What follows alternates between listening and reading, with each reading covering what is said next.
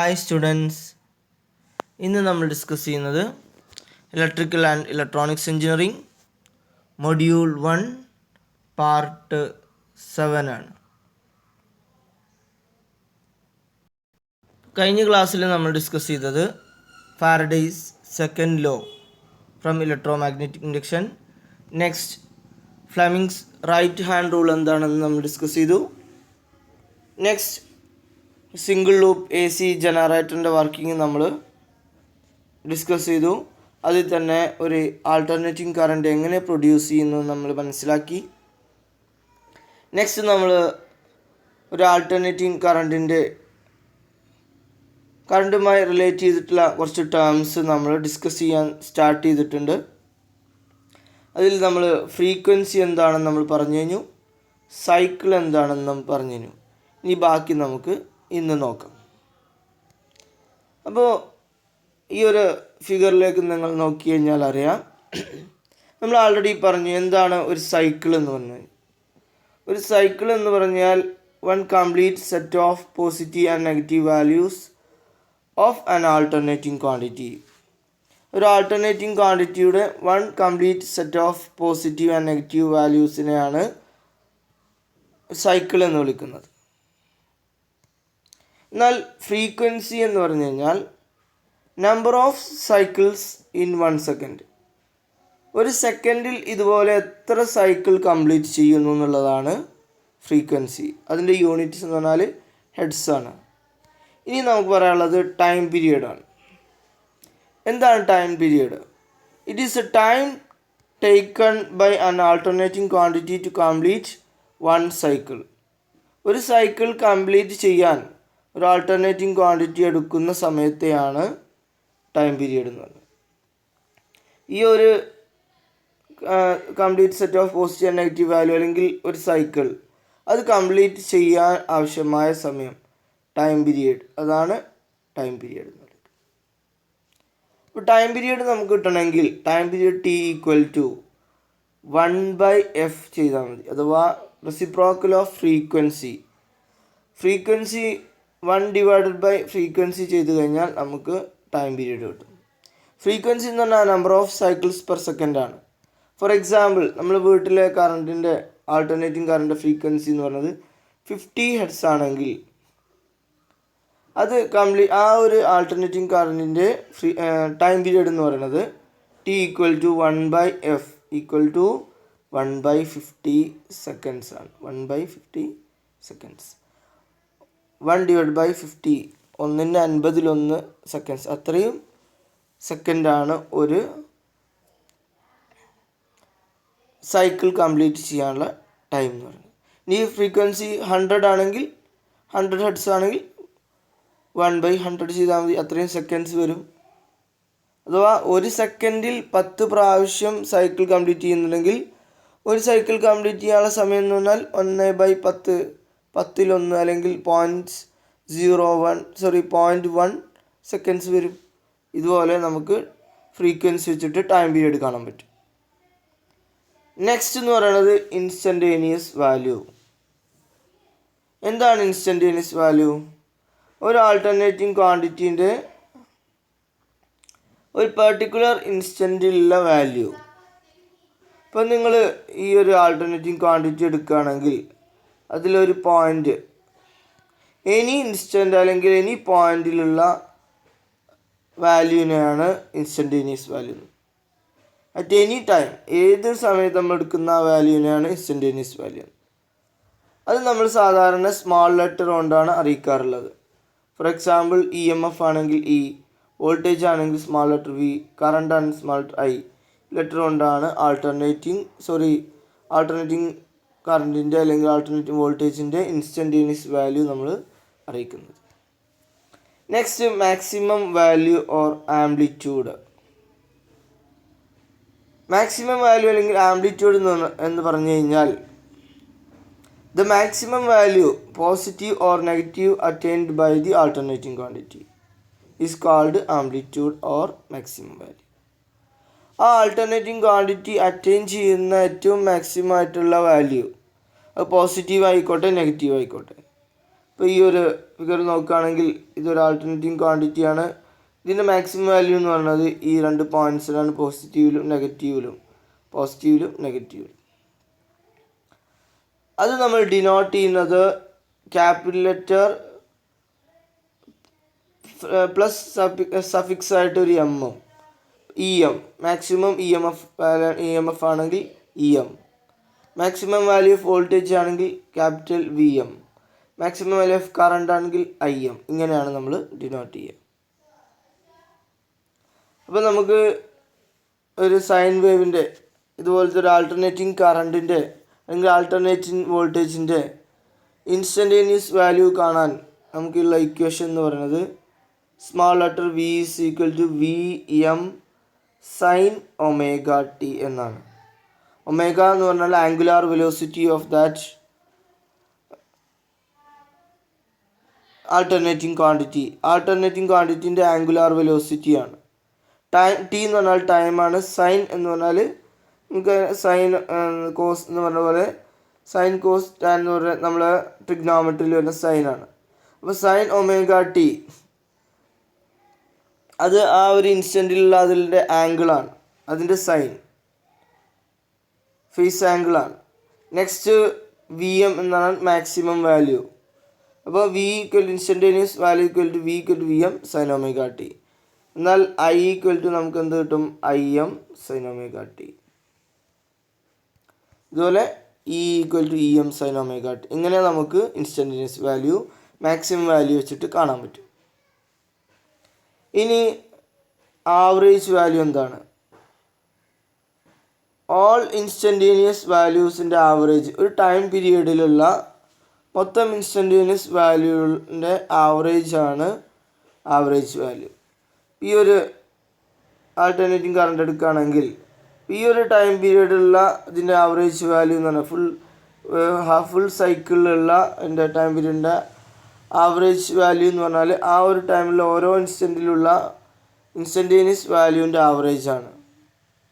അപ്പോൾ ഒരു സൈൻ വേവിൻ്റെ കേസിൽ, ഇങ്ങനെ വരുന്ന സൈൻ വേവിൻ്റെ കേസിൽ എന്ന് പറയുന്നത് ആവറേജ് വാല്യൂ, ഇപ്പോൾ ആൾട്ടർനേറ്റിംഗ് വോൾട്ടേജ് ആണെങ്കിൽ വി ആവറേജ് ആണെങ്കിൽ ഈക്വൽ ടു 0 എന്നാണ് നമുക്ക് കിട്ടുക. കാരണം ഒരു ഫുൾ സൈക്കിളിൻ്റെ കേസാണ് പറയുന്നത്. ഇവിടെ positive half cycle negative half ഒരുപോലെയാണുള്ളത്. അപ്പോൾ പോസിറ്റീവ് വാല്യൂസും നെഗറ്റീവ് വാല്യൂസും നമ്മൾ ആഡ് ചെയ്ത് കഴിഞ്ഞാൽ ആവറേജ് കഴിഞ്ഞാൽ പോസിറ്റീവ് നെഗറ്റീവ് എന്നുമ്പോൾ 0 ആയി പോകും. അപ്പോൾ ഒരു കംപ്ലീറ്റ് ഫുൾ സൈക്കിളിൻ്റെ ആവറേജ് വാല്യൂ എന്ന് പറയുന്നത് 0 ആണ്.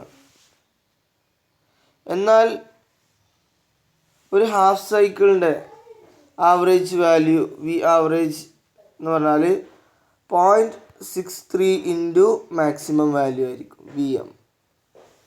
ഇനി കറണ്ട് ആണെങ്കിൽ I average is equal 0.63 into I M എന്ന് പറയും. അപ്പോൾ ഹാഫ് സൈക്കിളിൻ്റെത് മാക്സിമം വാല്യൂ ഇൻറ്റു 0.63 ചെയ്താൽ മതി. Next R M S value എന്ന് പറഞ്ഞാൽ എന്താണ്? ആർ എം എസ് വാല്യൂ എന്ന് പറഞ്ഞാൽ ഒരു ആൾട്ടർനേറ്റിംഗ് ക്വാണ്ടിറ്റിൻ്റെ ആർ എം എസ് വാല്യൂ എന്ന് പറഞ്ഞാൽ അത് ഡയറക്റ്റ് ക്വാണ്ടിറ്റി അല്ലെങ്കിൽ ഡി സി, ഇപ്പോൾ ഒരു ആൾട്ടർനേറ്റിംഗ് കറണ്ട് ആണെങ്കിൽ അത് ഡയറക്റ്റ് കറണ്ടിന് തുല്യമായിട്ടുള്ള ഒരു വാല്യൂ ആയിരിക്കും. അപ്പോൾ R M S value of an alternating quantity is that എന്ന് ഉദ്ദേശിച്ചുകൊണ്ട് is equivalent to steady current D C which when flowing through a given resistance for a given time produces the same amount of heat as produced by the alternating current when flowing through the same resistance for the same time. നമ്മളൊരു alternating current ഒരു വയറിലൂടെ pass ചെയ്യാണ്. ഒരു particular resistance ഉള്ള ഒരു വയറിലൂടെ particular time pass ചെയ്യുമ്പോൾ, ഒരു alternating quantity pass ചെയ്യുമ്പോൾ ഏതൊരു കറണ്ട് പാസ് ചെയ്താലും അതിൽ ഹീറ്റ് പ്രൊഡ്യൂസ് ചെയ്യും. അപ്പോൾ ആൾട്ടർനേറ്റിംഗ് കറണ്ടാണ് പാസ് ചെയ്യുന്നതെങ്കിൽ അതിൽ ഹീറ്റ് പ്രൊഡ്യൂസ് ചെയ്യും. ഈ ഹീറ്റ് പ്രൊഡ്യൂസ് ചെയ്യാൻ ആവശ്യമായ സെയിം വയറിലൂടെ സെയിം റെസിസ്റ്റൻസ് ഉള്ള സെയിം ടൈം നമ്മൾ എത്ര amount of direct current pass ചെയ്യണം സെയിം ഹീറ്റ് പ്രൊഡ്യൂസ് ചെയ്യുന്നത്, ആ ഒരു ഡയറക്റ്റ് കറണ്ടിന് തുല്യമായിട്ടുള്ള വാല്യൂ ആണ് RMS value of an alternating quantity എന്ന് പറയുന്നത്. അപ്പോൾ RMS വാല്യൂ അത് DC ഡയറക്റ്റ് കറണ്ടിന് തുല്യമായിട്ടുള്ള വാല്യൂ ആണ്, റൂട്ട് മീൻ സ്ക്വയർ വാല്യൂ. അപ്പോൾ അതിൻ്റെ ഡെഫിനിഷൻ നിങ്ങൾ മനസ്സിലായിട്ടുണ്ടാവും. നിങ്ങൾ കൺഫ്യൂഷൻ ആവശ്യമില്ല, വീണ്ടും വീണ്ടും ഒന്ന് കേട്ട് കഴിഞ്ഞാൽ നിങ്ങൾക്ക് മനസ്സിലാവും. അപ്പോൾ ഇത് എക്സാമിന് 2 മാർക്കിനൊക്കെ ചിലപ്പോൾ ചോദിക്കാം. എന്താണ് RMS വാല്യൂ, എന്താണ് ഇൻസ്റ്റൻറ്റേനിയസ് വാല്യൂ, എന്താണ് മാക്സിമം വാല്യൂ എന്നൊക്കെ. നെക്സ്റ്റ് എന്താണ് ഫോം ഫാക്ടർ എന്ന് നോക്കാം. അടുത്ത ടേം എന്ന് പറയുന്നത് ഫോം ഫാക്ടറാണ്. എന്താണ് form factor? Form factor it is the ratio of RMS value to average value. Form factor equal to RMS value divided by average value. RMS value divided by average value ചെയ്ത് കഴിഞ്ഞാൽ നമുക്ക് form factor കിട്ടും. അപ്പോൾ ഇതും 2 മാർക്കിന് ചോദിക്കാൻ സാധ്യതയുള്ള ഒരു ക്വസ്റ്റ്യനാണ്. Next power factor. Power factor എന്ന് പറഞ്ഞാൽ it is the cos of angle between voltage and current. കറണ്ടിൻ്റെയും വോൾട്ടേജിൻ്റെ ഇടയിൽ ഉള്ള ആംഗിൾ ഡിഫറൻസ്. ഈ ആംഗിൾ ഡിഫറൻസിനെയാണ് നമ്മൾ ഫൈ അല്ലെങ്കിൽ ഫേസ് ഡിഫറൻസ് എന്ന് പറയുന്നത്, അല്ലെങ്കിൽ ഫേസ് ആംഗിൾ എന്നും പറയാറുണ്ട്. ഈ ഫേസ് ആംഗിൾ അതിൻ്റെ കോസ് ഫൈനെയാണ് നമ്മൾ കോസ് ഓഫ് ഫേസ് ആംഗിൾ അല്ലെങ്കിൽ cos of angle between voltage and current, അല്ലെങ്കിൽ ആൾട്ടർനേറ്റിംഗ് ക്വാണ്ടിറ്റിയിലെ 2 ആൾട്ടർനേറ്റിംഗ് ക്വാണ്ടിറ്റീസ് തമ്മിലുള്ള ആംഗിൾ ഡിഫറൻസിനെയാണ് അതിൻ്റെ ഫേസ് ആംഗിൾ എന്ന് പറയുന്നത്. ആ ഫേസ് ആംഗിളിൻ്റെ കോസ് അതാണ് അതിൻ്റെ പവർ ഫാക്ടർ എന്ന് പറയുന്നത്. പവർ ഫാക്ടർ അഥവാ ആംഗിൾ ബിറ്റ്വീൻ വോൾട്ടേജ് ആൻഡ് കറണ്ടിൻ്റെ കോസ് അഥവാ cos of phase angle, cos phi. Phase angle എന്ന് പറഞ്ഞാൽ angle between voltage and current, അതിൻ്റെ കോസാണ് പവർ ഫാക്ടർ എന്ന് പറയുന്നത്. അപ്പോൾ പവർ ഫാക്ടറിൻ്റെ മാക്സിമം വാല്യൂ എന്ന് പറയുന്നത് 1 ആണ്, മിനിമം വാല്യൂ എന്ന് പറയുന്നത് 0 ആണ്. വൈ എന്തുകൊണ്ടാണ് ഇങ്ങനെ വന്നത്? കോസ് ഫൈ അഥവാ കോസിൻ്റെ മാക്സിമം വാല്യൂ എന്ന് പറയുന്നത് 1 ആണ്, മിനിമം വാല്യൂ എന്ന് പറയുന്നത് 0 ആയതുകൊണ്ടാണ് ഇതിൻ്റെയും പവർ ഫാക്ടറിൻ്റെ മാക്സിമം വാല്യൂ 1ഉം മിനിമം വാല്യൂ 0 ആണ്. ഇതോടെ നമ്മൾ terms related to AC circuit കഴിഞ്ഞു. ഫ്രീക്വൻസി എന്താണ്, സൈക്കിൾ എന്താണ് നമ്മൾ പറഞ്ഞു, ടൈം പീരിയഡ് എന്താണെന്ന് നമ്മൾ പറഞ്ഞു. Next instantaneous value, maximum value, average value, RMS value. Next form factor, power factor. ഇതിൽ തന്നെ RMS value, form factor, power factor ഇത് നിങ്ങൾ കൂടുതൽ സ്ട്രെസ് ചെയ്ത് പഠിക്കുക. അത് എക്സാമിന് 2 മാർക്കിന് കൂടുതൽ ചോദിക്കാൻ സാധ്യതയുണ്ട്. പിന്നെ അതിൻ്റെ കൂടെ മറ്റു ടേംസുകളും മനസ്സിലാക്കി വെക്കുക. നെക്സ്റ്റ് ഇനി നമുക്ക് പറയാനുള്ളത് റെസിസ്റ്ററുകൾ, ഇൻഡക്ടർ, കപ്പാസിറ്റർ. ഇവിടെ പ്രത്യേകത ചെറിയൊരു ഷോർട്ട് ഡിസ്ക്രിപ്ഷനായിട്ട് നമ്മൾ പറയാണ്.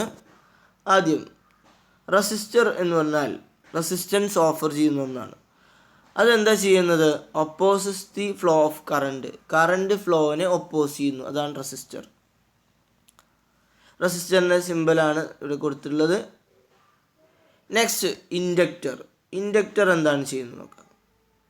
ഇൻഡക്ടറിൻ്റെ സിമ്പൽ ഇവിടെ കൊടുത്തിട്ടുണ്ട്. Inductor opposes the change in current. ഇൻഡക്ടറിൻ്റെ പ്രത്യേകത അത് ചേഞ്ച് ഇൻ കറണ്ടിനെ ഒപ്പോസ് ചെയ്യുന്നു. ഫ്ലോ ഓഫ് കറണ്ടിനെ ഒപ്പോസ് ചെയ്യില്ല, പക്ഷേ ചേഞ്ച് ഇൻ കറണ്ടിൽ എന്തെങ്കിലും വേരിയേഷൻ വന്നു കഴിഞ്ഞാൽ അതിനെ ഒപ്പോസ് ചെയ്യും ഇൻഡക്ടർ. നെക്സ്റ്റ് കപ്പാസിറ്ററിൻ്റെ പ്രത്യേകത എന്ന് വെച്ചാൽ ഒപ്പോസസ് ചേഞ്ച് ഇൻ വോൾട്ടേജിൽ എന്തെങ്കിലും ചേഞ്ച് ഉണ്ടെങ്കിൽ അതിനെ ഒപ്പോസ് ചെയ്യും, അതിനെ എതിർക്കാൻ ശ്രമിക്കും. കപ്പാസിറ്ററിൻ്റെ സിമ്പലും ഇവിടെ കൊടുത്തിട്ടുണ്ട്. ഇനി നമ്മൾ ആൾട്ടർനേറ്റിംഗ് ക്വാണ്ടിറ്റി റെസിസ്റ്ററിലൂടെയും ഇൻഡക്ടറിലൂടെയും കപ്പാസിറ്ററിലൂടെയും പാസ് ചെയ്യുമ്പോൾ എന്ത് സംഭവിക്കുന്നു നോക്കാം.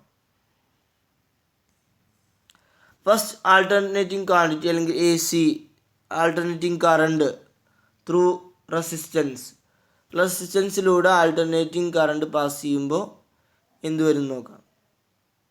നമ്മളൊരു റെസിസ്റ്റൻസിന് അക്രോസ് ആയിട്ട് alternating voltage V is V M sine omega T apply ചെയ്ത് കഴിഞ്ഞാൽ അതിലൂടെ ആൾട്ടർനേറ്റിംഗ് കറണ്ട് ഫ്ലോ ചെയ്യും. അപ്പോൾ ആൾട്ടർനേറ്റീവ് കറണ്ട് കിട്ടണമെങ്കിൽ നമുക്കറിയാം V is equal to I into R ആണ്. Voltage is equal to current into resistance ആണെങ്കിൽ current is equal to V by R ആണ്. അപ്പോൾ V is equal to V M sine omega T ആണെങ്കിൽ I is equal to V M by R into sine omega T, that is I is equal to I M sine omega T എന്ന് നമുക്ക് കിട്ടും.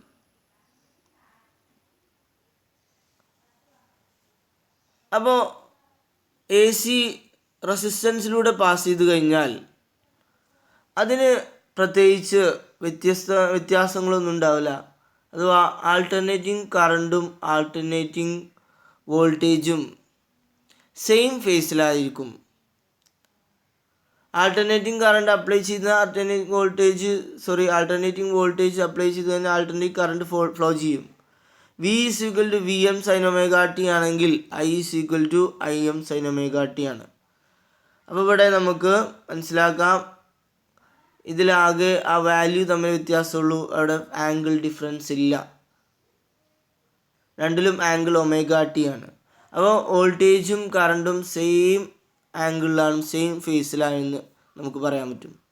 Same ഫേസിലാണ്, അല്ലെങ്കിൽ phase angle between voltage and current is 0.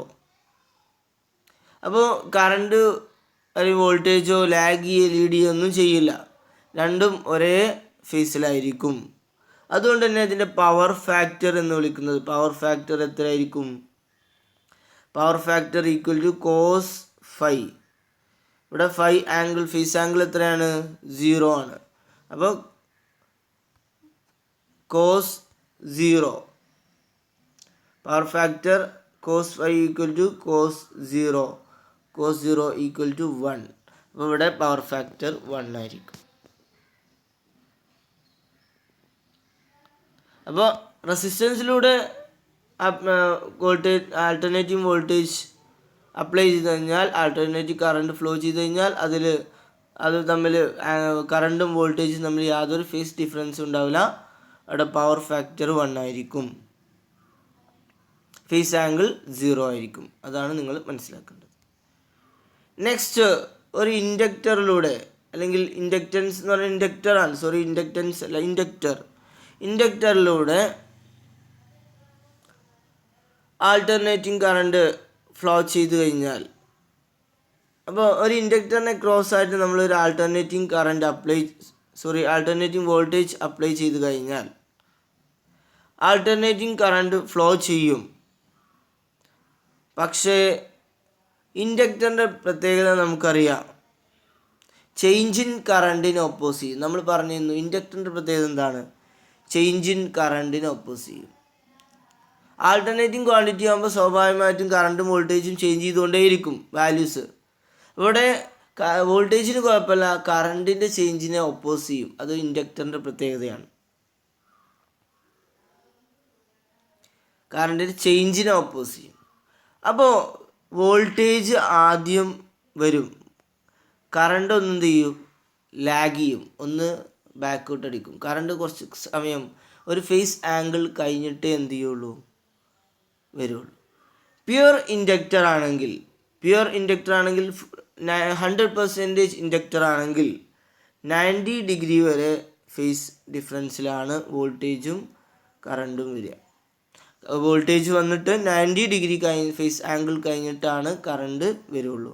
കാരണം change in കറണ്ടിന് oppose ചെയ്യും inductor. അപ്പോൾ ഇവിടെയുള്ള V is equal to V M sine omega T എന്ന് നമുക്ക് കിട്ടും. I is equal to I M sine omega T minus π/2. 90 π/2 എന്ന് പറഞ്ഞാൽ π/2 റേഡിയൻസ് എന്ന് പറഞ്ഞ യൂണിറ്റിലാണ്. π/2 റേഡിയൻസ് എന്ന് പറഞ്ഞാൽ 90 ഡിഗ്രിയാണ്.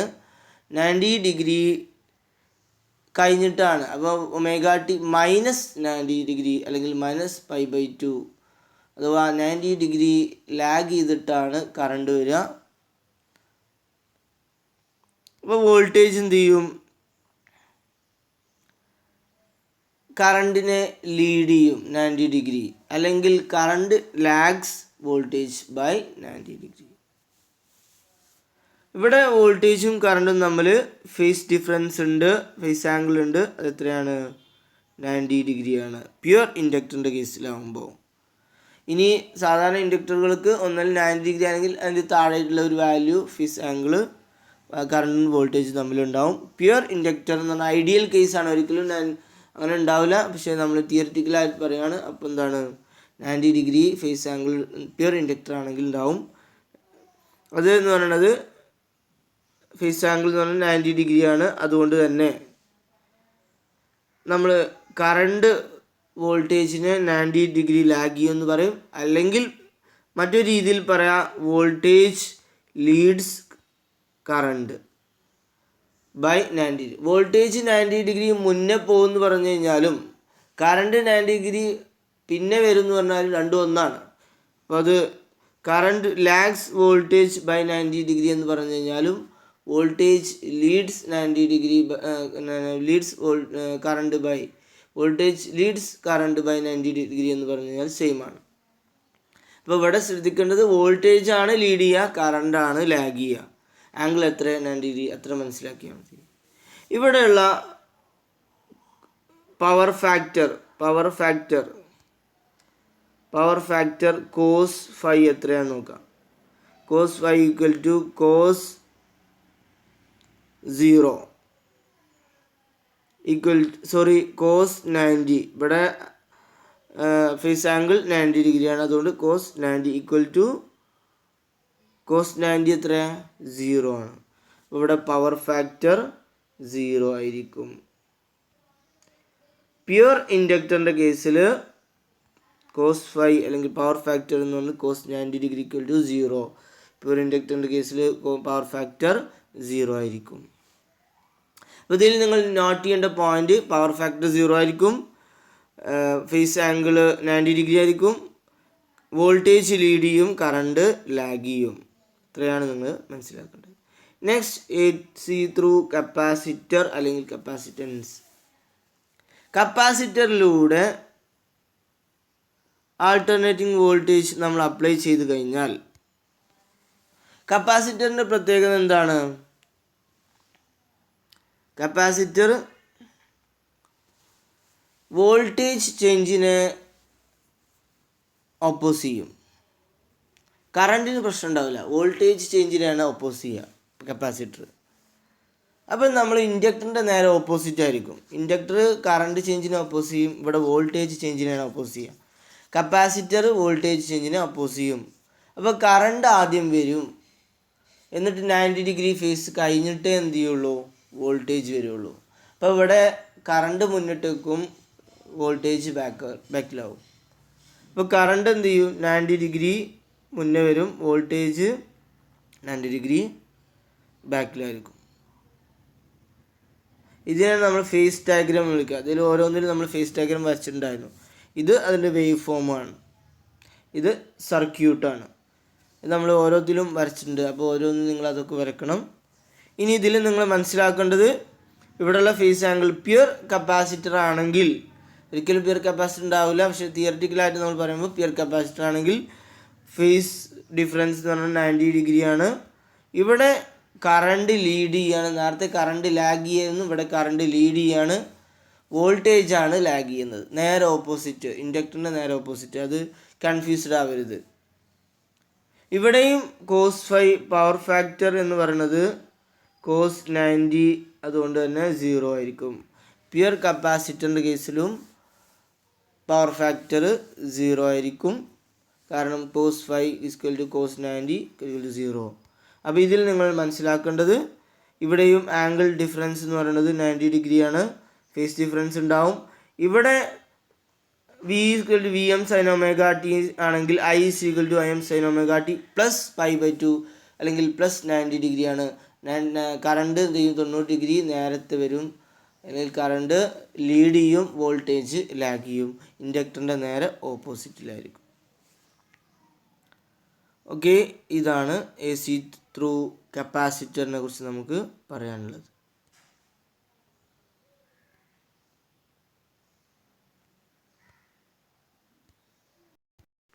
ഇനി നെക്സ്റ്റ് ക്ലാസ്സിൽ നമുക്ക് power generation of 3 phase system നമുക്ക് ഡിസ്കസ് ചെയ്യാം.